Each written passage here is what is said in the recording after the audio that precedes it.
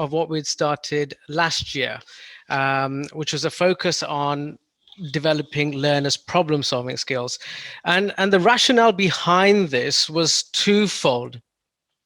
Firstly, is that students find accessing those all important questions, sort of the grade 3, grade 4 and beyond, they find them very challenging, and particularly because those type of questions are often worded problems. Those type of questions is where they require them to make links and connections between different topic areas together. Those type of questions require students to think about the process, not necessarily the mathematics, but the process.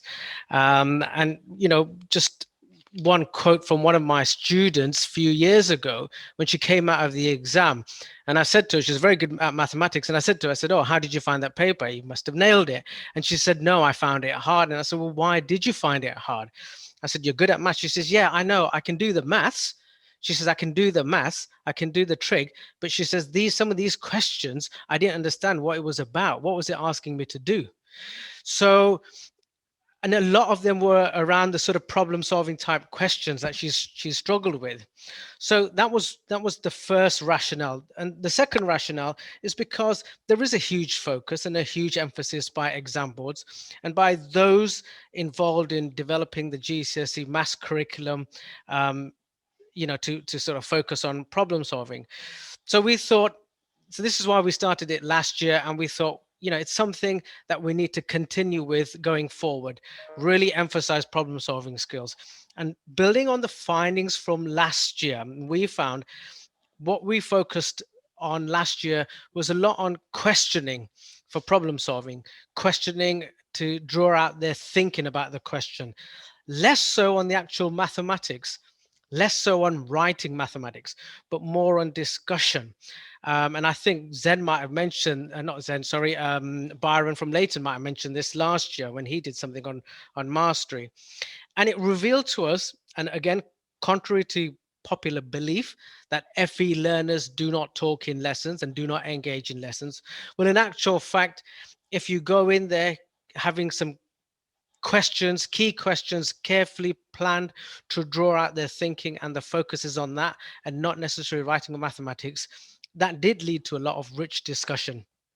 So we wanted to follow that. And we wanted to use a plan, do, review model, continue with that, which is similar to the Japan lesson study model. Plan a sequence of lessons, a series of lessons, do it, deliver it, peer observe it, and then review it and make any changes. But of course, as everyone knows, the pandemic hit, lockdown happened, and that meant we had to slightly change tack. What we planned for was more face-to-face. So now, after Christmas, trying to deliver those lessons, we had to slightly sort of modify, adapt it, and adjust it. So we're still going to continue with that element of problem solving, the questioning to draw out learners' thinking, the process, the strategy for tackling a problem. So we're going to continue with that. But we threw in the Hegarty maths clips because of the remote learning. So, and then we had another group where we realized that, look, this lockdown, this pandemic is going to cause a lot of gaps in understanding. So we wanted to do something where we could do some gap analysis, reveal their misunderstandings, gaps in their understanding. So in addition to having the Hegarty clips, we based those Hegarty clips around some gap analysis that we did. So those were the sort of the three things. And then we'll sort of kind of we'll now present the results, which John will talk you through. Okay, so I'm going to hand you over to John now.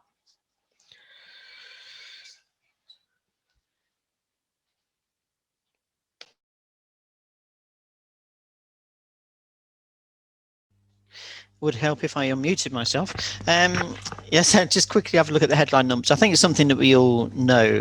Nationally, at resit stage, the average pass rate is under 20%. It's not great, but I think we are facing students that already struggle anyway. So I think that's what we would expect to see. But we hope that they do better.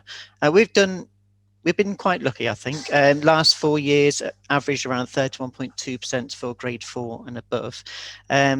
the figures for this year are quite similar as well for the general college. MEC is our specific maths and English GCSE and functional skills teams, around 33.8%. Now, the three strategies that Prakash mentioned earlier and introduced, strategy 1, which we'll go into a bit more detail in a bit, 31.8, is similar to the college average. The interesting results there, strategy 2 and strategy 3. Strategy 2 did a bit better, 42.1%, and strategy 3 a lovely 58.1%, really lovely. Okay, let's have a look what's coming up. Yes, so at the beginning of the year, we give our students an initial assessment, and these, so you can see these three strategies here. We didn't actually have these groups outlined. We didn't know what groups they'd be in. This is actually retrospectively looking at the marks. So when we had their assessments and we logged all the marks they had for every question, and then when we got to the stage where they were in their groups, their strategy groups, we looked back at how they scored. And I want to bear in mind this group, especially strategy 3. They scored 30 marks out of 80. So notice that the average mark at this stage, none of them really at an average get a pass mark. And particularly this strategy, this 3 group is the lowest of them all. So it's interesting. We'll look at that again in a bit. Okay, so initially, now we have said there's 3 strategies. Now, before the problem-solving lessons took hold and we delivered them, we wanted to see the impact this problem-solving had. So initially, before Christmas, pre the problem-solving delivery, the 2 strategies were, which are strategy 2 and 3, were the revision clips. So a month prior to their assessments, we would give them a list of clips where they can go in and revise if all the clips that all the skills that they don't know. So they watch a video, this is Hegarty Maths, and they do practice questions a month prior. And the other strategy was a gap analysis. I'll show you a little bit more on that in a bit, where they are assessed on the skills that they know and where they're not so strong at. And then they're given the clips from the same bank as the other students, but they're more tailored. So based on what they've demonstrated that they know, those clips are removed. Those that they need to work on, those clips remain. So it's a somewhat shorter list. Okay. Now at this point, after they've had this initial strategy, so remember strategy 1, haven't had anything additional. Oh yes, I need to clarify that. This one here, the gap analysis, this was by invitation. So these groups were invited to gap analysis, said that we'd really like you to improve your mathematics. It would really help you. We'd invite you to take part in a quiz to find out what you know and what you don't know, and then you'll be given some clips. It's not compulsory, but it will really help. So of course, if the students didn't choose to do it, that's fine. So that's this group here, strategy 1. They chose not to take part in this gap analysis. They didn't do any extra clips. It was just as is. In assessment 1, then, this is just prior to Christmas, before lockdown really happened, we could see that their knowledge had increased. And we would hope so, that their procedural knowledge had increased. But notice that problem solving here had really plummeted. They'd really gone down. Look at that chunk. And that's resulted overall in a 6.5% decline from their initial assessment. Let's jump over to strategy 3. So this is from the same cohort. So strategy 3 said, yeah, I'm going to do it. I'm going to do the gap analysis. Absolutely. So notice that, of course, their knowledge had improved. Good. Their problem solving hadn't decreased here. It had a little bit here and just a little bit improved here. So it stayed stable. But here it really increased. So this resulted in a almost 26% improvement on our previous assessment. So this gap analysis had really made some inroads into their performance.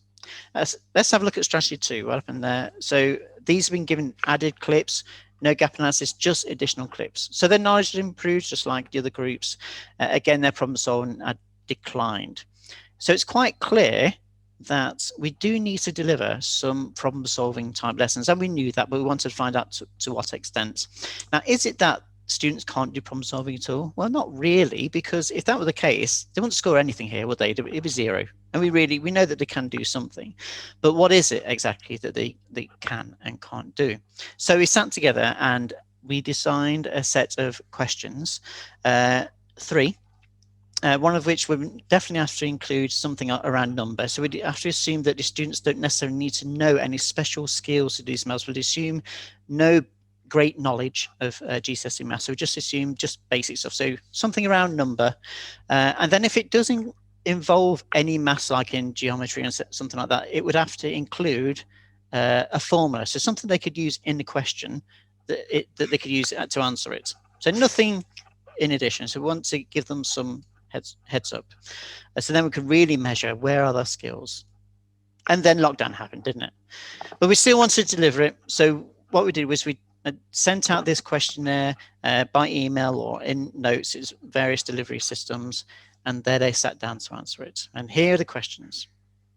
Of course, it's qualitative data. Yes, it's quantitative, of course. We want to find out how they scored.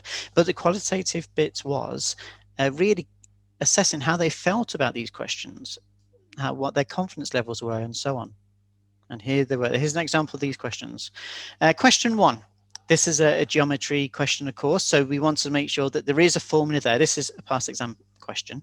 It's a volume question. And notice there's volume as a sphere included here. So the student needs to recognize that it would halve this volume in order to calculate. Now, students, this how do you feel about this question? We were asked them. Now, this is an average of all the results given.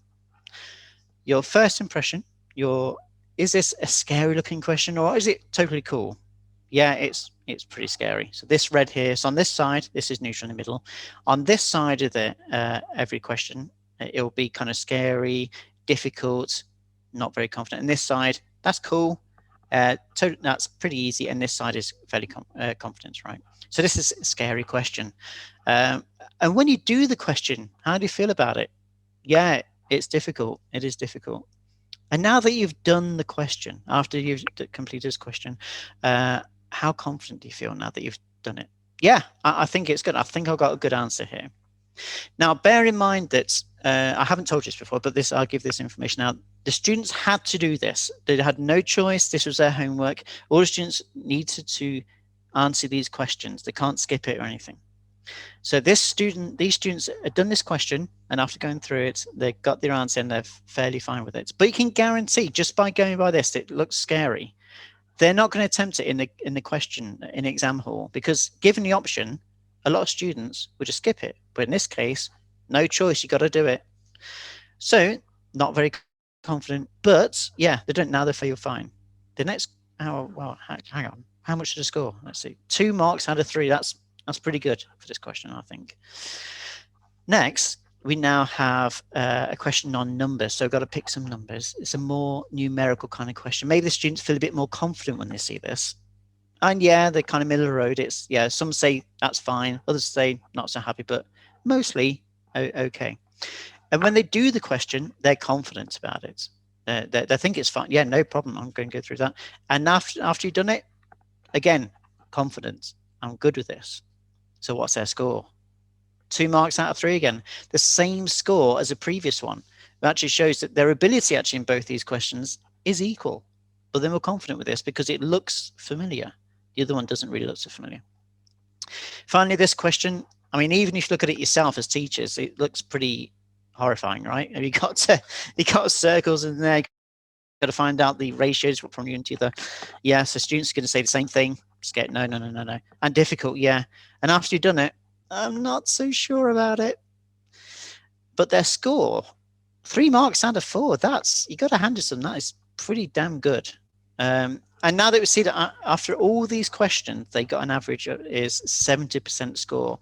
Now, if our students got 70% in the AO2 and AO3 papers, parts of the paper, we don't need to worry about them because they're going to pass, aren't they? The students are all going to pass. So if they can get this in the problem-solving questions, they're going to do all right. But I think what is obvious is their confidence at approaching when they see that question. How they feel about it is going to determine whether they actually attempt it or not. So we really got to build up their confidence at approaching such a question. So when we deliver these problem-solving lessons, which would be after this session during lockdown, we wanted to build in really break down the question, not really look at the maths of the question, but discuss this problem solving question, how would you approach it? Look at how the question is built up, what skills would you need, and that helps them get them thinking about how they build up the skills to answer that question. And also discussion amongst themselves, really. So it's more around questioning from the teachers and also the students, get them to talk more about these problems. So that's what we really want to focus on. Okay, so now we get down to nitty gritty, the 3 strategies. So the base strategy is problem solving discussion. So that is strategy 1. It's the planning learning episode. What is a learning episode? Okay, so let's say we've got Pythagoras, going to teach Pythagoras. That session is a learning episode, which might be an hour long. It could be 2 hours long. Compare that with trigonometry. That might take a little bit longer. It might be 4 hours, but it's still an episode. So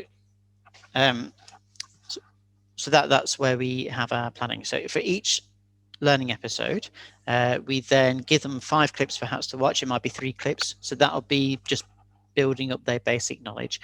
And then in the session, when we have the online session, so the video lesson on Teams, that'll be where we have our discussions, our key questioning. So all the problem solving will be in the online lessons. The face-to-face lessons didn't really happen in the beginning until after assessment 2, actually. And then I'll check some learning. Strategy 2 is this problem-solving question, yes, of course. And then remember those Hegarty clips. So they'll all be given a month prior, these clips. So it might be that long. So they might have, for all those topics, it might be 30 clips. Now, let's say if you're given a month before, I mean, your student's not going to do anything on the weekend, right? So let's say it's going to be a 5-day working week. So 20 days in the month. They could cover 30 clips, could do a clip and a half a day, and they could do it. The question is, will they do it? That's the thing. And then strategy 3 was this one. So we have the assessment for learner, gap analysis. So we have this sort of thing that's on their phones, just access it.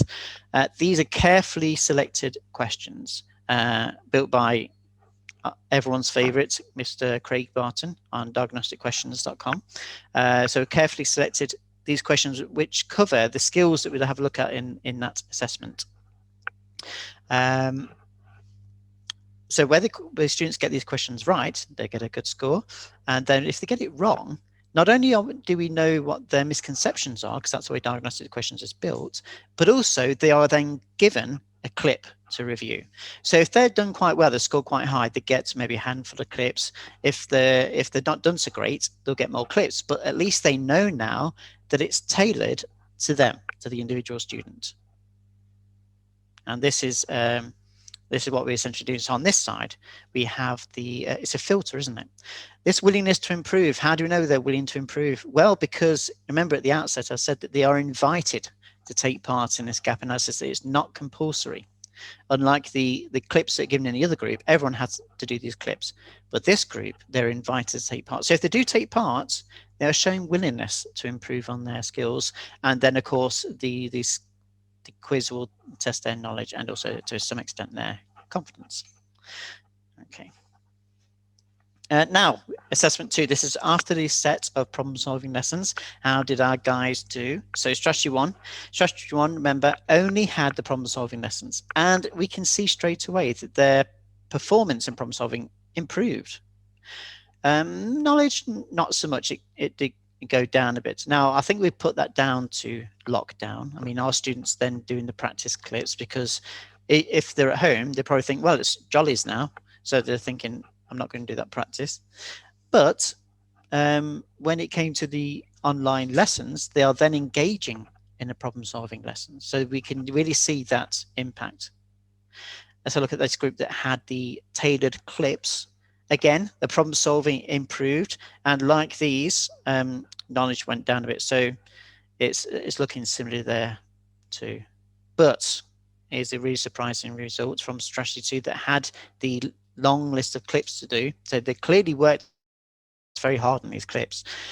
Great improvements in the knowledge areas, well, 35.86%. And look at that stellar change in the problem solving. They've really worked hard to bring the score up. So an improvement of 66%. This is the foundation learners. The interesting of the reverse happens for the higher learners in strategy 2. Strategy 1, again, we've seen improvement in problem solving, slight improvement, knowledge plummeted. Again, we can see a pattern here, can't we? We don't know what happened here, so I think we need to probably find out a little bit more. It's a bit of a puzzle there. Let's have a see now. Oh yes, the question was now, we see that the knowledge is plummeted. We want the knowledge to improve, don't we, of course? We can't just be improving problem solving because they need to have this knowledge of the procedural learning. So does this result in a decline in certain areas, or do we see an improvement? Now, I did take this measurement. So across the 3 assessments, strategy 1, they only had the problem solving lessons and didn't do any of the extra clips. We can see that they're reaching the D in assessment 2. The problem solving improved. But then here, they return back to their old ways because they're not really putting that extra effort in. But strategy 2, here where they did the additional clips, they can see a continual improvement in their performance in problem solving. And then in group 3, again, a similar improvement across the 3 assessments. There's quite a gap here, notice. I put this down to the fact that they had gone through this gap analysis, which has spurred them on to work even harder in their revision. So that's that from that side. Let's have a look again, also the performance before problem solving and after problem solving. Okay, we had just under 30% before that problem solving session, and afterwards a 50% increase to just under 45%, and is demonstrably good points there for problem solving sessions, and also heads up towards assessment for learning. So I'm going to hand it back to Prakash now to give us some final thoughts. Okay, thank you, John. I'm conscious of time here as well, looking at it. Josh has got the thumbs up. So very quickly, some of the takeaways was we want to continue giving students more opportunities to practice fluency and problem solving at the same time, and not leaving the AO2, the AO3 type questions, the extension problems, to maybe later on in the week or at the end of half term, or we'll have a problem solving lesson at Christmas or whatever, but to simultaneously look at fluency and problem solving at the same time. Planning some key questions to really provoke and promote thinking in lessons, and really focusing on that area, but also focusing on developing their process skills, their strategy for tackling a problem, for tackling a question. And John, have you just gone back? And then going forward, so possible focus for next year is, we haven't got it sort of nailed it yet, but probably how is the use of questioning informed by a gap analysis of the procedural fluency, the AO1 objectives, and how is the questioning informed by gap analysis of some of the AO2 and AO3 problem solving questions? So that's our possible line of inquiry as a result of what we found this year and last year, going forward for next year. Thank you very much.